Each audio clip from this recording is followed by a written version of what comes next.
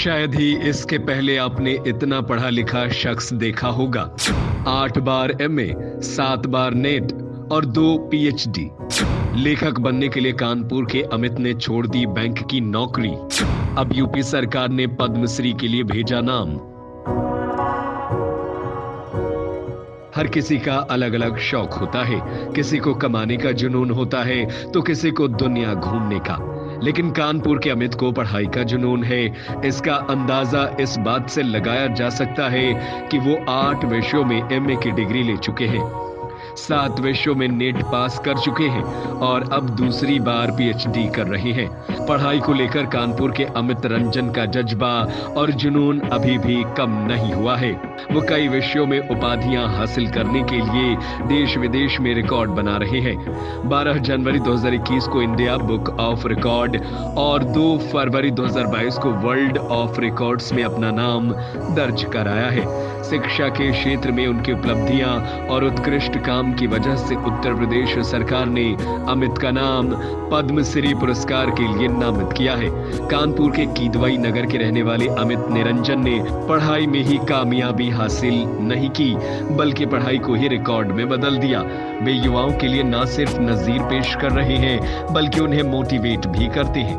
देश विदेश के हजारों छात्र करियर काउंसिल के लिए उनसे जुड़ते हैं। अमित कहते हैं कि अपनी पढ़ाई के दौरान मुझे अलग अलग विषयों की महत्ता समझ आई। तब महसूस हुआ कि अगर भविष्य में बतौर लेखक पहचान बनानी है तो इंटरनेशनल लेवल पर लोगों से कनेक्ट करना है, तो अलग अलग विषयों को पढ़ना जरूरी है ताकि कई विषयों के जरिए लोगों से जुड़ा जा सके।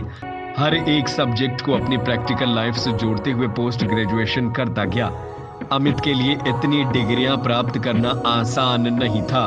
खासकर गाइडेंस और रेगुलर क्लास को लेकर कई तरह की परेशानियों को पार करने के बाद उन्होंने ये कामयाबी हासिल की।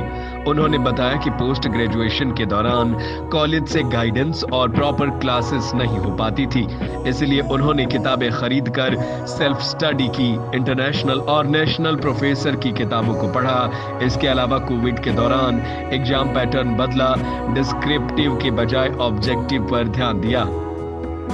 अमित बताते हैं कि उनके पिता RN निरंजन यूपी हैंडलूम में मैनेजर थे। दिसंबर 2021 में India book of record assign हुआ था। उसके 2 महीने बाद ही जिंदगी में ऐसा दौर आया कि सब कुछ खत्म हो गया। फरवरी में कोविड की दूसरी लहर के दौरान पिता को गंभीर दिल का दौरा पड़ा था और 22 फरवरी 2022 को पिता का देहांत हो गया। उस समय अमित ने अपने पहले अटेम्प्ट में ही 6 विषयों में नेट निकाल चुके थे और 7वें की तैयारी कर रहे हैं। अमित बताते हैं कि उस वक्त लग रहा था सब कुछ खत्म हो गया, पढ़ाई करने का जज्बा खत्म हो गया था, सब कुछ छोड़ देने वाला था। तब मां ने हौसला बढ़ाया। कानपुर यूनिवर्सिटी ने मुझे एमफिल की पूरी पढ़ाई के लिए स्कॉलरशिप दी। इसके बाद बीएड कॉलेजों से भी स्कॉलरशिप मिली। JRF हुआ तो रिसर्च के लिए हर महीने 35,000 रुपए मिलने लगे। 2 साल बाद SRF प्रमोशन होने के बाद हर महीने 45,000 रुपए मिलने लगे, जिससे पढ़ाई को लेकर कभी कोई परेशानी नहीं हुई। इसके अलावा Amit RBI, SSC, KVS, IES, IBPS आदि प्रतियोगी परीक्षाएं भी पास कर चुके हैं। उन्होंने IIT Kanpur PhD entrance exam clear किया और फिलहाल इकोनॉमिक्स में दूसरी PhD कर रहे हैं। अमित बताते हैं कि साल 2013 में उन्होंने इलाहाबाद बैंक ज्वाइन किया था, लेकिन पढ़ाई की तरफ मेरा रुझान ज्यादा था। मुझे लगा कि यहाँ 8 से 9 घंटे नौकरी करने के बाद मैं अपनी पढ़ाई नहीं कर पाऊंगा। अपने स्टूडेंट्स को भी हूँ कि आप लाइफ में जो करना, अगर आप उससे भटक जाते हैं तो खुश नहीं रह पाते।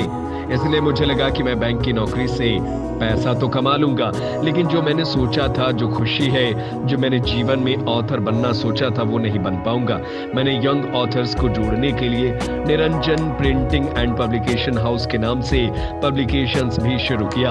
अमित ने डॉक्टर अमित निरंजन के नाम से किताब लिखी है जो Amazon पर भी उपलब्ध है।